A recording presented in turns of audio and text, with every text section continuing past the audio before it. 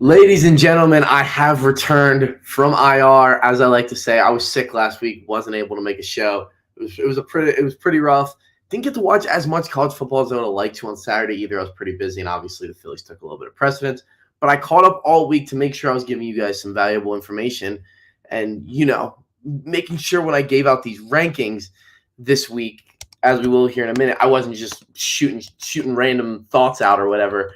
I know I have a tendency to ramble already, but if I didn't catch up at all. So I was able to go back, watched obviously some big-time games. I watched the Louisville and Notre Dame game. That was one that I actually was able to catch the majority of. I watched Georgia, Kentucky. I watched that whole game, Georgia just mud-stomping them. But, yeah, so it's already been a pretty interesting week in college football. I feel like Fridays are the best because there's not a ton of big games before. But, hey, Houston last night getting the job done over West Virginia. Bravo to them. That was a big-time win for Houston in the Big 12. So let's get in. We will start off by going through and giving my power rankings for this week in college football. Week 7. So we will start off with my number 10 team in the country. I actually have the Texas Longhorns. Listen, the thing with Texas, obviously, they go in against Oklahoma and they drop a tough game against a very good Oklahoma team. I think an Oklahoma team that I even underestimated. I underestimated how good Oklahoma is. And this isn't the end-all, be-all for Texas. Their offense looked pretty good for a lot of that game. Quinn Ewers made a couple of mistakes early, but Oklahoma got the ball last. It was one of those games with whoever got the ball last was going to win. Quinn Ewers broke the Texas record for most straight consecutive completions. Guy was outside of his mind. He was playing like an animal. So, yeah, obviously it didn't go their way in the end. They didn't get the ball. Oklahoma got the ball last. Dylan Gabriel and Oklahoma, they were able to capitalize on their final possession, and nothing Texas could have done. They could have played better early on, especially in that first half defensively. Much better second half defensively by both sides, but especially Texas. So I would love to see that matchup again. I really do hope we get to see this Oklahoma and Texas matchup again for the Big 12 title. I think we will. I think it's Kansas is the only other team that I really think can give them for a run for their money. Texas Tech has completely disappointed me.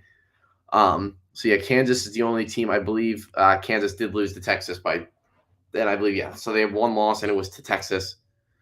So that is the only and then they get Oklahoma in 2 weeks. So, yeah, Kansas is the only real threat if they take down Oklahoma. But other than that, I think we're just going to walk into a Texas-Oklahoma rematch in the Big 12 title. And winner of that game is going to go to the college football playoff. And I think that's what it's going to come down to. Whoever wins that game is going to find themselves in the CFP. So, great year for Texas and Oklahoma, leaving the Big 12 to close out. This is the best way to close out being in the Big 12 is being as good as these two teams are. I'll get into Oklahoma a little bit more. Texas just got to be better off in the beginning of the game. Just got to get out to a quicker start. Not even as much as a quicker start. You can't be allowing a team like Oklahoma to get off to such a quick start, and you can't be turning the ball over twice. You can't be throwing interceptions at the 3-4 yard line. So, but obviously that's what they did. So Texas is going to fall to number 10, and they'll stay at number 10.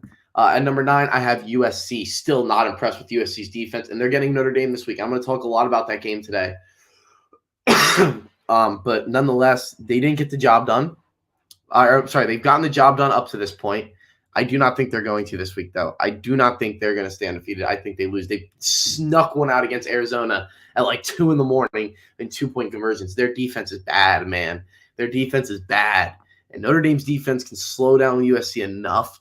As bad as USC's defense is, you don't even have to really, beat their offense. You just have to slow them down a couple of times because Sam Hartman and Estime are going to tear USC apart. I was high on, and their offense looks great. Caleb Williams looks so good. but the defense is worse than last year, and we saw how it might have bit him in the butt down the stretch last year. Tulane only needed like 2 or 3 stops to beat them. Utah just need to stop them on that 2-point conversion really to beat them. You really do defensively, the other teams really don't have to make that many big plays. It's the same thing with USC. USC's defense only needs to make a couple of plays to win a game because of how good their offense is. But the same thing can be said about the teams they're playing. Their opponents always only need to make a couple of plays defensively to win a game because of how bad USC's defense is. Because of how bad USC's defense is. So it's really tough for me. I really am not high on this team anymore, so I'm going to hold them at number 9. At number 8, another Pac-12 team. A lot of Pac-12 teams in this area. I think we will see some separation there, though. This week at number 8, I have the Oregon Ducks. Hey, man, they're undefeated. Their defense has looked good. Bo Nix has looked phenomenal. But this is the biggest game of the season. I think these is probably going to be the Pac-12 championship game. It's a preview of it, in my opinion, because I think they both play USC. It's so weird now that they don't have divisions, so I don't know exactly who plays who. I can check real quick, though, on who plays who in what divisions. So college football, Pac-12. Let's see if USC plays Oregon and Washington both in a couple of, not a couple, it's still pretty far away. They play Washington on November 4th, and then they play Oregon on November 11th. So, yeah, I think other than that, that's going to basically determine those 3 games are going to determine who's playing in the Pac-12 championship. They've kind of separated themselves from the rest of the pack. I really think I have the slight edge with Washington right now just because I think they have the better quarterback, but I think Oregon can definitely win this game, and I'm very excited for this matchup. They really, other than Colorado, haven't really had much to show just based off their schedule. It's the same thing that happens to Michigan. I always talk about them. So for now, they'll hold at number 8, but if they win today, it's going to change things for me. At number 7, I have the other half of that matchup, the Washington Huskies. This Washington team is money. This offense is good, man. This offense is really good, and that's why I was saying I probably going to give them the slight edge just because of how good their offense has played up to this point in the season. And honestly, again, they haven't really played much of anybody recently. Again, not really too much a fault of their own. I mean, they played a bad Michigan State team. Arizona, I guess. Arizona gave them a little bit of a run for their money, but yeah, so now they get an Oregon team at home, and I just am going to take the home team in this one as of now. I mean, I could switch literally while we're sitting here, but yeah. Honestly, now that I think about it, I might put Oregon at 7 and Washington at 8 just because Oregon has that win over Texas Tech and Washington and Colorado. I mean, those are more impressive than Michigan State. I don't know. Oregon, they beat Boise State. Washington did, and I really like Washington. I just think they're just a better team, so I'm going to hold Washington at 7 for now. At number 6, I have the Oklahoma Sooners. Hey, all credit to Oklahoma and what they were able to do this past week, and I talked about it. Dylan Gabriel looked phenomenal. They just looked like a great team. A little bit undisciplined on defense at times. Which their defense really broke down towards the end of the game, especially their run defense. So they're gonna have to clean that up if they want to, be able to take care of Texas again and take care of business the rest of the way on their schedule. But hey, there was one of those games that if you won, everybody knew you were going to fly up the rankings. As they did. They won. They flew up the rankings. All credit to them. Big time win for Oklahoma that really I feel like propels them back into not like just a national conversation. I feel like we're sitting on the outside. I never really considered them honestly even for my top 10. But you beat Texas like that, you're gonna fly up. You were gonna fly up. Texas honestly. Maybe because of how the way Georgia won, I wasn't going to put Texas 1, but Texas was going to secure themselves that number 2 seed pretty comfortably. They were at, I believe, 2 or 3 the weeks leading up to it. Them Ohio State and Florida State have kind of been interchangeable for me. But for now, I'm going to hold I'm going to hold Oklahoma at number 6, and I'm very excited to see what they can do. Who do they have coming up here in the next few weeks? I mean, they have Central Florida, Kansas. If they beat Kansas, they might. The thing is, their schedule doesn't jump out at me, so it depends on what everybody else does in front of them is going to determine on how much they move. But for now, all credit to Oklahoma. Held their own, held strong, and they're going to be sitting at number 6. At number 5, I have the Michigan Wolverines. Michigan, again, it's tough. Again, still haven't really beat anybody great. Nobody that I like. I haven't looked at who's Michigan's beat yet and been overly impressed. I mean, you beat Minnesota. You had Indiana this week. They're a good team. Minnesota's a good team. I'll give you that. They're good. That's about the best. I mean, who knows what this Michigan State team is going to look like with Kane Hauser now. It depends on what they do, how impressed that Michigan. I mean, still a rivalry game. These are still Big Ten teams, so it's still impressive to a point. But when you get it would be one thing if they were around the top 10, but they're securely in the top 5, in my opinion. So 5, 6, it's hard. They're probably going to fall this week. Maybe just because I'm probably going to move whoever wins between Washington and Oregon up those rankings a lot. Same thing with my number 14. We'll get my number 14, Penn State. They're kind of in that same boat with Michigan. They have a couple of good wins. Iowa, a very good win. But especially if Oregon goes into Washington and wins, I'm putting Oregon in the top 4. I feel like they would have earned that. I mean, Penn State's going to have their first test against Ohio State coming up here soon. If they win that, they're going to 2. So, yeah, I'm going to still hold Michigan at 5. Penn State, hey, we can't look over a team like UMass. So I'm going to hold Penn State at number 4. At number 3, I still have Florida State to continue to get the job done. I know, it's tough now for them because I feel like the one bummer they have is they played their 2 biggest games of the season. They literally just have to not get upset. They had a bye this past week. They had Virginia Tech this past week. Yes, they did. They beat them pretty comfortably. Syracuse, a team I think, that can keep it somewhat close. Duke, that's going to be a tough game. They're going to have to take care of business and not overlook that. Wake Forest should be a win. Pitt should be a win. Miami should be a win. Again, another team really can't look over. If they lose at North Alabama, I'll quit. I will delete all my social medias and never make a podcast again if Florida State loses to North Alabama. And then they got to go to Florida. So they have a couple of tough games. Miami's tough, but they're not Clemson, LSU level. They already took care of their games they circled on their calendar before the season. It's always tough to win in the Swamp. They got to go to the Swamp this year, so that could be a factor. But I'm still pretty confident that we're going to see Florida State in the college football playoff, and they're going to hold at number 3. At number 2, I have Ohio State. Again, hey, they're still riding off that Notre Dame win, in my opinion, but deservedly so. Again, they're probably not going to be able to move up unless Georgia loses. But I mean, they beat Maryland this past weekend, a team I've had high expectations for to keep that close. They're going to steamroll Purdue, and then it's the game that you circle. It's the Penn State game. It's the Penn State game next week. It's everything. That means everything for these schools. It's going to be their entire seasons. It's going to be 2 top 6 teams in the country. Winner is going to be in a phenomenal situation to make the – if Penn State beats Ohio State, I think there is a very small chance they don't end up in the college football playoff. I would feel better about making the college football playoff if we beat Ohio State than if we beat Michigan. It's just the way to work. It's just the way to work. But, yeah, I mean, Ohio State, listen, they got what they have taken care of business up to this point. They got to do it again against Penn State next week. And maybe if they beat Penn State, I might put them up at number 1. But, I mean, Georgia just they're number 1. But Georgia just steamrolled Kentucky. It wasn't even close. But then Georgia will be on a bye. I think I can get away with that. I think if Georgia's on a bye and Ohio State beats Penn State, having wins over Notre Dame and Penn State, I could put them over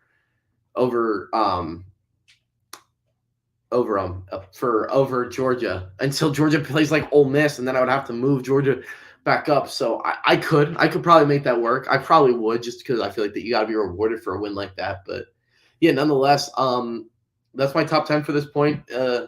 As of week 7, I have Texas at number 10, USC at number 9, Oregon at number 8, Washington number 7, Oklahoma number 6, Michigan number 5, Penn State number 4, Florida State number 3, Ohio State number 2, and Georgia number 1. Where I'm going to start making college football playoff charts too as we start to dwindle down. Teams that are alive, teams, whatever, who is still in contention.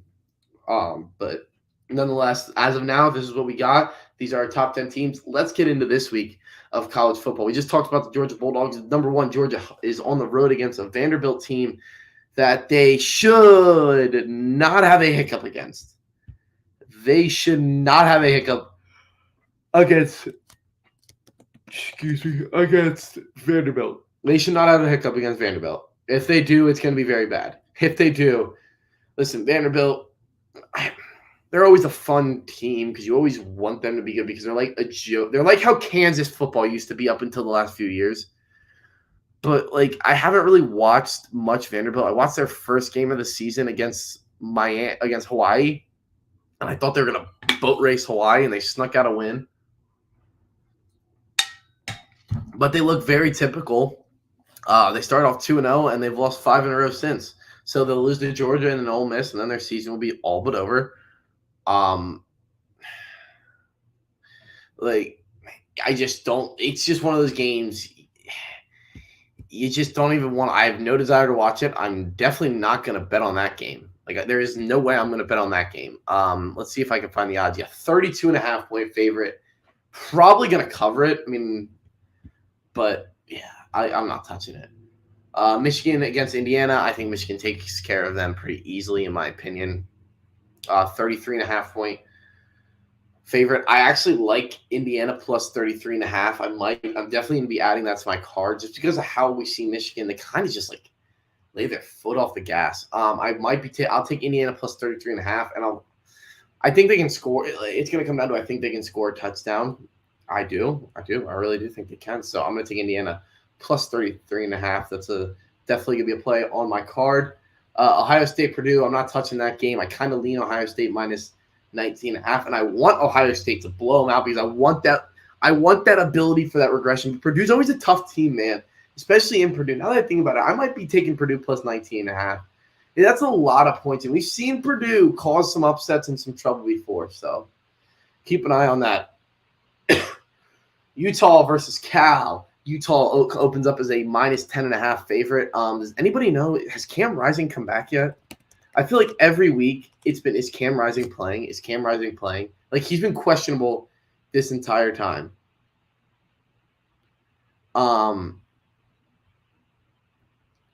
it's tough. I mean, I know he's coming back off I'm going to assume he's not playing. Again, I have no interest in that game. I'm not touching it. I think Utah also might have 2 losses now. No, they're 4-1. They lost to Oregon State. Okay. They're going to end up losing. Yeah, Utah season. They're going to lose to USC or Oregon, and they're not beating both of them. So I have no real desire in watching Utah after they lost to Oregon State. Their offense is so bad now. They don't Cam Rising. I was so disappointed, but I guess they're just not going to have Cam Rising. All right, Washington, Oregon. Again, a game. It's going to be very intense. I see this game going one of 2 ways. I either see Oregon's defense just dominating and Oregon just kind of, I wouldn't say blowing them out, but winning a very controlled game. I think Oregon's defense has a better chance of doing that than Washington's, or I think Washington and Oregon get into a shootout, and that's what I'm going to bank on because my play, it's on one of my favorite plays of the week, one of my 5 favorite plays of the week. I will give you guys my 5 favorite plays. I have Oregon and Washington over 66.5 points because I think you're going to have to put up 40. I'm thinking like 41-38 final, last second field goal. We're sitting there. Everyone's like, oh, my God, is he going to make it? Is he going to make it? You got the students, the players, arms locked, praying, please make it, please miss it, please make it. And it just goes swirling, and it's in. Because I think Washington's going to win this game. I just do not trust a -3 because this could be one of those games that we see 8 overtimes. It's 62-62. We're going for the 2-point conversion off, which I despise so much.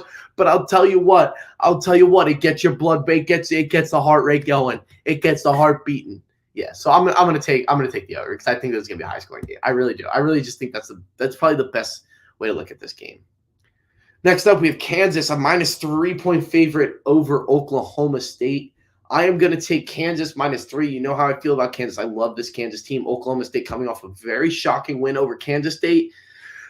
I feel like they're getting overvalued a little bit here. I don't really think Oklahoma State's that good. So I'm going to take Kansas -3 as one of my official plays of the week. Next up, we go to – oh, I didn't even put up the graphic. Yeah, it's an official play. It's one of my 5 favorite plays of the week. Come on, you know this. I have Kansas -3. Got it at -108 on FanDuel. I'm actually using FanDuel, so it's -105 now. So you can get better odds than I got actually. You might want to sit this out, actually. Let it drop to that -2.5 so you can get that field goal win instead of a field goal push, because it should drop to -2.5 just the way the odds are moving. Couple more games. Penn State -41.5 point favorite over Massachusetts. I probably am not going to play this game. I'm just not. It's because I'm not taking a 41.5 point Penn State favorite on any game.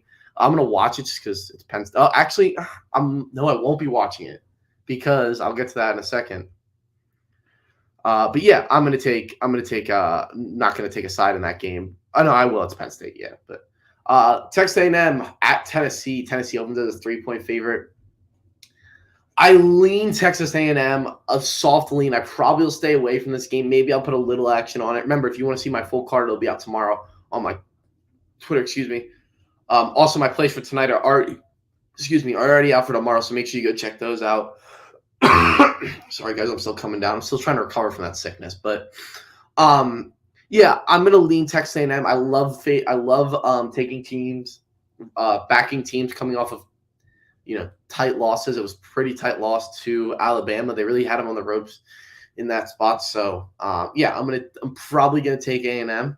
A similar thing. I like fading teams off of big emotional wins. Pitt plus 7.5. I like that play. Not going to be an official play though. I'm actually going to get into my official play because we're running out of time here a little bit. I believe I have 3 more. So here we go. North Carolina -3 over Miami. I got lucky enough to snag this, and there was a small amount of time it was at whole number at 3. I don't like the 3.5 as much. I really don't like the number 3.5. It's my kryptonite. It's what I always lose on. It's always on. It's always by getting hung on the hook. I'm not getting hung on the hook this weekend, but I do think North Carolina could blow them out of the water. I really think the North Carolina team is as good as advertised. Just dismantled Syracuse this past weekend. And I like Syracuse. I think they're a pretty good team. I think North Carolina is going to be in that ACC championship against Florida State. Don't sleep on the Tar Heels. They're not Penn State. Like, they're not my go-to, but I'm always backing the Heels, baby. I'm always ready to back the Heels. So yeah, North Carolina, they've always done well with me betting. Drake May is phenomenal. Top 3 quarterback in the entire country. This North Carolina offense, it lights it up, and they get Tez Walker back, or for the first time, I guess, after that whole shabak with the NCAA. Yeah, expect them to win big over Miami this week. I just don't think Miami's defense is going to be able to hang with North Carolina that Mario Cristobal bullshit with fucking Miami. The stupidest thing I've ever seen. What a clown. What a clown.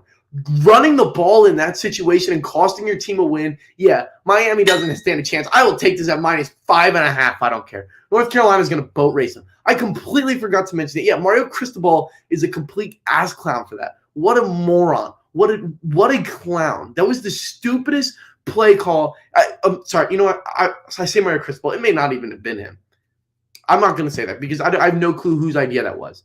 I got a little emotional there. Whoever's idea it was for Miami to do that is an absolute clown. They are an absolute circus act. It was the dumbest play I have ever seen, and then they lost the game. It was instant karma. That single play, the exact play, they fumbled the football, and then Georgia Tech goes down the field and scores on them. Yes, screw Miami. UNC -3. This is a fun one. Michigan State, Rutgers, Michigan +4.5 is my play. It's probably my play of the week, too. I'll be at this game. If you saw, I broke the news. Katin Hauser getting his first career start. I do like backing quarterbacks in their first starts against teams that I think are around the same level as them. Great job by Michigan State, in my opinion, with the whole Katin Hauser thing, the way they handled it. They very well could have put him in against Iowa, first full week after losing Mel Tucker. But no, they gave Noah Kim an extra chance. They gave Hauser, they waited and they put him against what I think is a worse defense and gave him 2 weeks to prepare instead of 1. Very good job by the coaching staff of Michigan State. Their first real major decision that they had to make there, or I don't know if it's interim staff or whatever quite yet, but I like the decision. I really I think he's a very good player. I think he's physically just gifted. He moves well. He throws the ball well.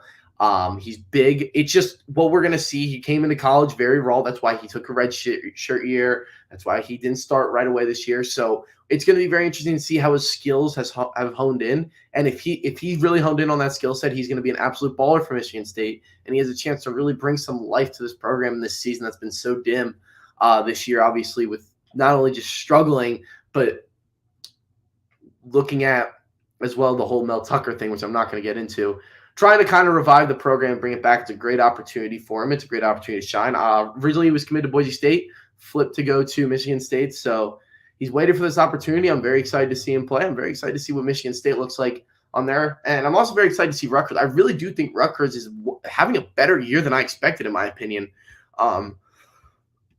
both defensively and offensively. So I got to give them credit for that because, yeah, they have looked pretty good at times this year. 4-2, obviously, lost to Michigan, lost to Wisconsin. But, I mean, defensively, really, I know they haven't – Northwestern 7, Temple 7, Virginia Tech 16, all right, Michigan 31. Wagner 3, but I mean, even if you look at Wisconsin 24, that's not a ton. Yeah, it's. I mean, Gavin Wimsatt. Sorry, Wimsatt? Yes, Gavin Wimsatt. I mean, he's okay. They've run the ball decent. Their defense has played well. I think. Listen, I think there's a bowl team. I think they can beat Michigan State. I'm going to say a loss though, 4-3. Indiana win 5-3. Lost to Ohio State. Lost to Iowa. Shit. 5-5, lost to Penn State. They're going to be on the fringe of a bowl team. If they beat Michigan State this week, I think they get to a bowl game. Because they're losing their last 4 games of the season, which puts them at 6 losses. So they're going to have to pull up a very improbable upset. Fuck, dude, I really would like – I was really hoping Rutgers would have been a bowl team. They're probably not going to be a bowl team, though, actually, now that I think about it. Because I think they lose this weekend. Yeah, I really do think – I think we see a new life out of Michigan State. I'm very excited for that. I'll be at that game, so if you guys are there, come say hi. Notre Dame money line. This goes back to again my last play of the show and for this week. Well, no, the full card will be out on my Twitter tomorrow. Make sure you go follow me, _Tom. Yeah, USC's defense is crap. It's not good. It hasn't been good all year. Notre Dame, I like backing teams off of tough losses. They just got upset by Louisville. Bounce back opportunity for them. I think they take care of business. I think they beat USC in a high-scoring game. USC's offense is going to get theirs. Don't worry, they're going to put up like 35. I might take the over in this too because it's actually kind of low, which is why I didn't touch it because of how low the over is actually scared me away from it. It's like 60.5 because I still think USC puts up like 35 points, 34 points. I think we're going to see a big game from Estime. I think we're going to see a big game from Sam, a bounce-back game for Sam Hartman. Notre Dame, bounce-back opportunity. Very excited to see them see how they're able to respond to that tough loss to Louisville this week. That's my second favorite play. My favorite play is Michigan State. Again, like all these plays are made off of, not obviously knowledge of college football, watching hours of college football, being a loser and laying on my couch like a turd, just eating and watching college football all day. Michigan State plus 4.5. First career start, actually coming off a bye week, back the underdog in an underdog, back them. It's a method I use. It's a system I use that I like. I like backing new starting quarterbacks. Especially when they have coming off a bye, first career starts coming off a bye, and first career starts as underdogs. There's not film on these guys, especially in close opportunities. There's one, UNC. Because the other team's head coach is an idiot, or whoever made the play call for the other team is a moron. Last week and decided to run the ball with 20 seconds left when all they had to do was knee the ball, take the team with a better offense. Yeah, there's a million reasons. 2 great offenses, 1 good defense. Big time games in college football tend to go over. Big time matchups tend to go over. Coming off their opponent, coming off of an upset win. Getting overvalued, back Kansas. That's my reason behind the plays. But thank you guys for tuning in to this week's episode of College Football Fridays. I will see you guys next week. I think Gabby's coming back on next week, so.